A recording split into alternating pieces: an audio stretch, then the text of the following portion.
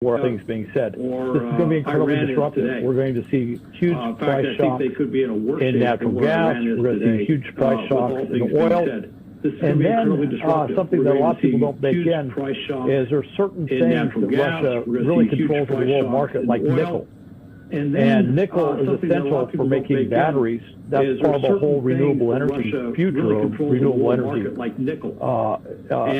chain. And nickel is disruptive. So there's going to be a lot of these little things that we don't recognize that are going to have ripples across our economy, across our society. And nickel will be disruptive. This is incredibly disruptive. Right, and correct me if I'm wrong, Hal, but an official sanctions package hasn't fully been disclosed yet to the public, right? Right, and correct me if I'm wrong, Hal, but an official sanctions package we've been holding back. Hasn't fully been disclosed we didn't want to show our to the cards. public, right? Now, honestly, when you work at this level, Putin's an intelligence officer, and he was a pretty good one. We didn't want to show our cards. And the Russian intelligence service is one of the best intelligence services in the world. So I think they pretty much figured out what the sanctions are. Not that we're holding those cards completely to our chest. I mean, we're giving enough indicators that they can piece together kind of what's going to happen, and they can certainly war game, if you will, what's going to happen, and they know that. But this just kind of shows the desperation that Putin is in politically, that he would go with this gambit. This thing has a lot of ramifications, potentially. And it's interesting. I did an analysis on this yesterday, looking at will to fight. The Ukraine forces appear to have a pretty strong will to fight, which is not what they had back in 2014. On this yesterday. The Ukraine forces, Ukraine is much more national pride, much more nationalism across Ukraine, something that is much stronger than what they had 8 years ago. National pride, and they have Javelin missiles and other systems, defensive missile systems that they didn't have before. 8 years ago. So there is a distinct possibility that Russia could go in there and suffer significant battlefield casualties, significant losses on the battlefield. This could truly become a horrific war of attrition for both sides.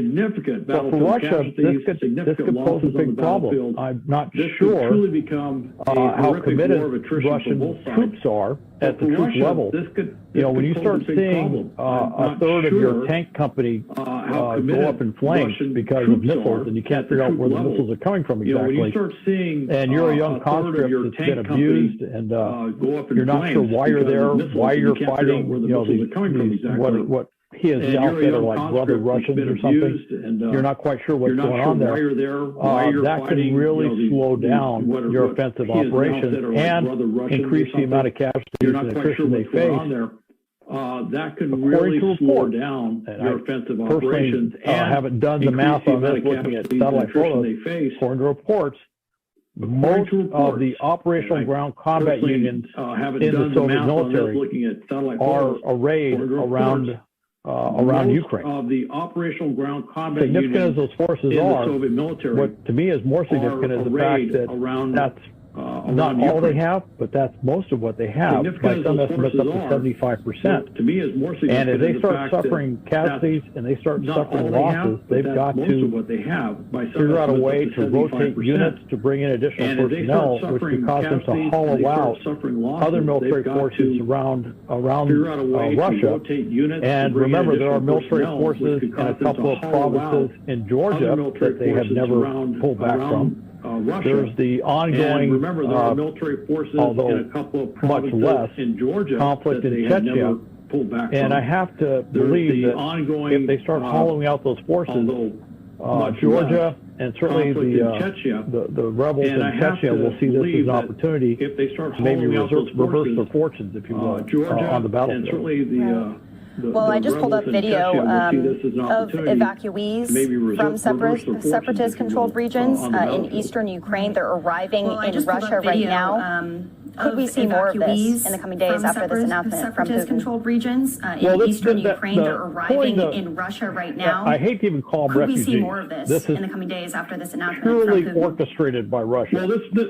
What they're doing is they're trying to make it. They're trying to create this illusion that there is Ukraine military aggression orchestrated by Ukraine Russia. attacks. They what they're have doing is they're trying claimed to that make there have been attacks on border checkpoints. there is Ukraine military they claim aggression, that shelling attacks, that, among other things, claimed that there have been a attacks kindergarten. on border checkpoints.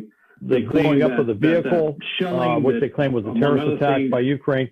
They're creating this whole illusion, it's this disinformation campaign to make it look like Ukraine is the aggressor, and now they're pulling all these civilians out of these two provinces.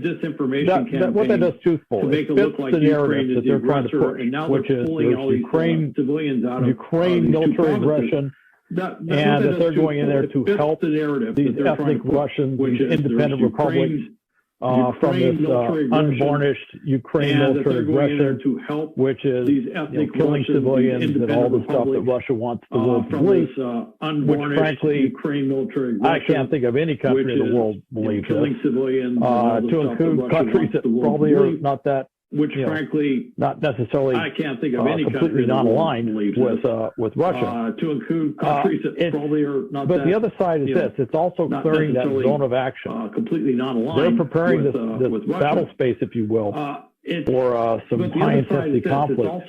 And so they're getting women and children. They're preparing this civilians. Battle space, if you will. They're a lot of the men are being sort of pressed into service within those regions women and as some sort of militia or something else, and they're preparing that zone of action for conflict. Men are being sort of so there's a twofold thing. One is an operational thing to clear the area of potential collateral damage, and the other is this whole disinformation propaganda piece that Russia's putting out to clear the justify area action. of potential collateral damage, and the other is right. And taking it back here at home, how we just got into the newsroom, President Biden has decided to issue an order banning investment and trade to break away parts of Ukraine after this announcement from Putin. This is just the first step in sanctions, like we were just talking about, from the Biden administration.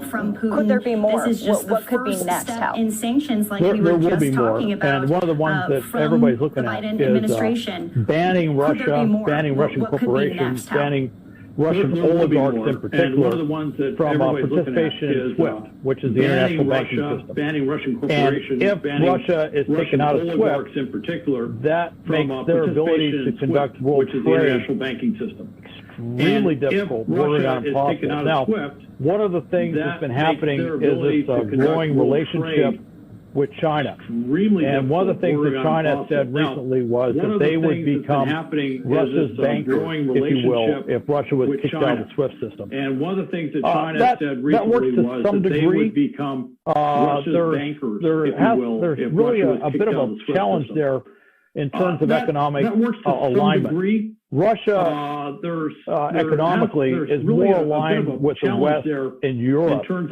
and not so much aligned with Asia and China. And so, whereas it sounds good on paper, if you will, from a Russia standpoint, they're going to basically replace Europe as our banker, and Europe as our trade partner. The mechanics of how that would be done are very different, and it's not a smooth transition. Then there's a question of how long can Russia withstand these sanctions? How long can the economy continue to tank before the Russian population, which has been rather restive in recent years, how long before they start going to the streets? And if they start going to the streets, will the Russian military, will the Russian security apparatus be able to contain whatever happens? It's very interesting that one of the great fears that Putin has that he ends up like Gaddafi in Libya. This little gambit may end up triggering a series of events where that could potentially happen in Moscow. It's not completely outside the sphere of possibility. It's not something I expect to see anytime soon. But then again, hey, I remember back in '91, or back in, we got through with Desert Storm, and where we basically showed the great Soviet military machine to be completely vulnerable to our tactics, to our weapon systems, even though they were being manned by Iraqis. And that was enough that it triggered a series of events. That, I got back in the summer, and by December, the Soviet Union had fallen apart. So things can happen in the summer. With this action from President Biden, could that tarnish the opportunity for a meeting between President Biden and President Putin? That with this action, there was from talks President of it Biden, happening. It's not fully the confirmed. Opportunity for a meeting could between this President Biden and President Putin just that completely destroy there that was talks of it happening. It's not fully confirmed. I'm not quite sure who was advising President Biden on this, but there's a little term which really doesn't mean that much in English, but it means a lot in Russian. I'm not quite sure who was advising President Biden on this, but there's a little President Biden said was, which really doesn't mean that much in English, but it means a lot in principle, and then he added, if they don't invade. Okay. What President Biden said was, in Russia, we are agreeing to a summit in principle. If you say in principle, and then he added, if they don't invade. It has kind of the same meaning that inshallah has in the Middle East, which is God is, if God wills it. In principle, it's another way to politely say kind of the probably same ain't going to happen. that inshallah Got it. has in the Middle East. So when he said that, it was diplomatic speak, but on the other hand, another way to politely say for Russians and certainly for Putin, he knows exactly what that means, which is so when he said that, it's probably not going to happen. And I would say after this speech that he just gave, for Russians and certainly for Putin, it's he knows exactly almost what that assured means. that it's not going to happen anytime soon. It's probably not going to Well, happen. we do know and I that would say he after this had a speech phone that call he just with gave, Zelensky. it's What almost I mean, assured we don't have that's a not gonna crystal happen ball, but anytime soon. what do you think we do that know phone that call he was likely had a phone call about? with Zelensky. Well, I think it was we don't have a subsequent crystal phone call ball, where but we're what do you basically think making that sure phone call was likely that President about? Zelensky knew that U.S. support and NATO I think support it was there. a subsequent phone call where Probably, we're again, basically making sure affirming that we're not going to put troops on the ground. U.S. support. We don't have a military treaty or relationship where we would put troops on the ground. Although there is a new agreement that was put in place between Ukraine and Poland, which allows Poland to provide more resources to Ukraine than it was before. However, what I think we make clear, and certainly President Zelensky talked about this in Munich, was, if you know they're coming, impose sanctions. And I think that's probably what the gist of that discussion was the discussion about sanctions, and you're already starting to see that take place. Impose sanctions. And that's what President Zelensky wants. He wants the discussion about sanctions, Putin to understand the gravity, that take place, the consequences of his actions, and he wants that to happen before Soviet tanks start crossing the Ukraine border. And that's probably what that discussion was. And he wants that Which to has been a plea before from Zelensky Soviet from the tanks beginning. start He's been crossing asking the United States to impose that's probably what sanctions that discussion earlier was. rather Which than has been later. a plea So from Zelensky quite possibly from the we could be beginning. seeing He's that been soon, is what you're asking saying. the United States to impose sanctions well, we're already seeing earlier it. rather than later. Now So quite possibly we could be seeing that soon, is what you're saying. Restrict trade or do something with the Donbass region.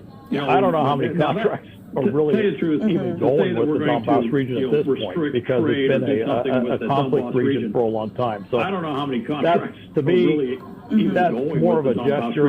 Maybe I don't know how much substance is behind that, but it's something that we would have to do regardless.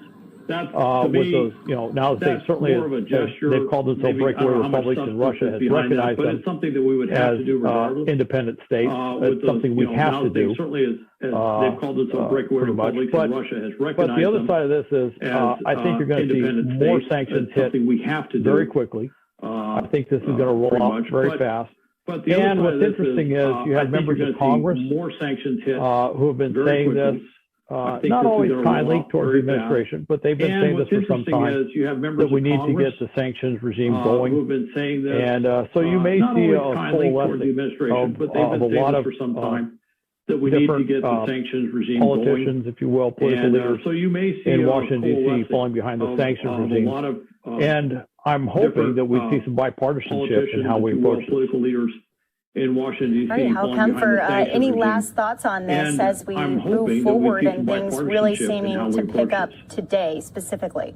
All right, how come for any last thoughts on this as we move forward and things really seeming to pick up today specifically? It's going to be gruesome in a way that we haven't seen in a very, very long time. When Russia goes in, there's going to be horrendous casualties. It's going to be gruesome in a way that we haven't there will be seen things in a very, that we're going to very constantly be long going time. back and saying we haven't seen this since There's World War going to be II. horrendous casualties. I think we need to all of us be ready for what's coming. Be going back And we need to be ready for what commitment it's going to take to help Ukraine I think in terms of maintaining their independence and maintaining their viability as a sovereign state. It's going to take This is horrible, and if we let Russia roll over and take Ukraine, as a sovereign state, not only does this put a threat right on NATO's borders, but it puts a huge threat because the same language that he used with Ukraine is the same language that historically they've used against the Baltic states, which are NATO countries.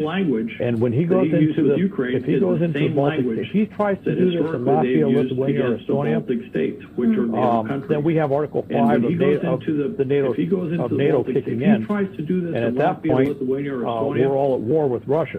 So we have Article 5 there's a domino effect on this that is very much in the mind of the president, very much in the mind of the leaders of NATO, the European Union, and the United Nations. And so we do not want this to go that direction, and we're going to try everything we can to try and slow this down or stop it before it begins. And so we do not want this to This go is that direction. a very serious thing that has huge ramifications here at home. Slow this down Have huge or stop it ramifications. before So it begins. that's just something I just want to make sure everybody this is a understands. very This isn't serious some thing little that has war huge somewhere that doesn't ramifications matter. here at And sometimes you hear that Got huge language. ramifications. This is a European I just want to make state sure everybody understands. connected to other European states. Somewhere that doesn't matter. Just because it's not a member of NATO or a member of the European Union doesn't mean it's not significant. European state Austria is not a member of connected to NATO. other European states. Finland's not a member of NATO. Just because it's not a member of Sweden's NATO, not a member or of NATO. The European Union. There's a doesn't mean it's number not of significant. countries in Europe that are not Austria members is of not a NATO member that of are NATO. still very significant Finland's countries. not a member of NATO. And what happens there has Sweden's huge not a member of ramifications NATO. across their borders. There's a And number of countries this in is Europe one that of are those not members of situations. NATO that are still Absolutely very a significant countries. precursor And what for the happens future there has here. huge ramifications So across the thank you borders. so much, Hal And Kemper, for joining this us is here one on of those Live Now situations. from Fox. Absolutely Won't be the last time we hear from you. Quite for possibly the talk to you a future little bit here. later tonight. So thank Okay, you so thanks, much, Ron. Hal Thank you. Kemper, Thank for you. joining us here on Live And Now we will from be Fox. speaking with Won't Hal be the last Kemper time a we hear little from bit you. later Quite into the possibly evening, a talk to you couple little of bit later times to tonight. break down all of Okay, the thanks, new Ron. Thank you. developments. Thank you. But this coming And out we will be from speaking Senator with Hal Ted Kemper Cruz, a little he's bit taking later aim into at the the White evening, a House couple for of the times to escalation break of down tensions between all of Russia the and new Ukraine, developments. arguing But the this administration coming is to out from blame Senator for the Ted ongoing Cruz, crisis. He taking released aim a at the White statement House saying, for the escalation "We of committed as a tensions between nation Russia and in Ukraine, Budapest arguing memorandum the to administration helping is to ensure their blame for sovereignty the and ongoing territorial crisis. He released a integrity, and statement it's saying, gravely in "We our committed national as a security nation interest in to do Budapest so." The memorandum crisis that to now helping threatens to ensure their engulf them sovereignty will and also territorial create integrity, and it's unknowable gravely and in our acute national security dangers interest to do for our so. European The NATO crisis that allies, now whom threatens we are to bound engulf by them treaty will to also help create defend. unknowable He went on to say and President acute Biden has dangers refused to meet for our these European commitments, and NATO Biden allies officials who we are to an bound by enormous treaty to extent help directly defend. responsible He went on to say for President this Biden has crisis. refused to He meet and his these administration commitments, and instead Biden-Harris settled officials for are an to an endlessly enormous deferred and extent wholly directly incredible responsible strategy of for this responding to crisis. Putin's aggression He after and an his invasion. administration They have instead pursued settled bizarre for an tactics endlessly like deferred and declassifying wholly American incredible intelligence strategy and trying of to responding shame to Putin's Putin. aggression That after an approach invasion has They have failed. That was a pursued portion bizarre of the tactics statement like declassifying from the American senator intelligence of and trying Texas. to shame Putin. Meanwhile, Putin That approach is ordering has the failed. Russian That was a military portion of to the maintain statement peace in from eastern the Ukraine, senator of Texas. saying that Meanwhile, although Putin he is recognizing the ordering Russian independence of military to separatist maintain regions in the peace country, eastern Ukraine, that he still wants saying to that although keep he troops is from recognizing the crossing the border independence of into separatist Ukraine regions in the up country, till now. that The he U.S. and still European wants allies to have moved to impose keep new troops sanctions on from Russia crossing the to border into respond to Ukraine Putin's move up today, till now. arguing that The it U.S. was a and breach European of allies have international moved to law. impose So new this sanctions is on Russia the moving to, parts that we are seeing back respond here to at Putin's home move and today, also arguing abroad, that it was as a well breach as of we take another live international look law. So this at is Kyiv. the moving parts that we are Things seeing have back here at remained home and still also peaceful up to this abroad, point, as well as we take although another there have live been look reports of at Kyiv. shellings and explosions Things have going off in areas, still although there's been peaceful up to this point. miscommunication on Although who there is have the been aggressor reports between of Ukraine shellings and Russia, explosions, both pointing going off fingers in at areas, each other. although there's So been we'll have the miscommunication latest update from on down on the who ground. is the Lucas aggressor Tomlinson, between a Ukraine Fox and correspondent, Russia, both has been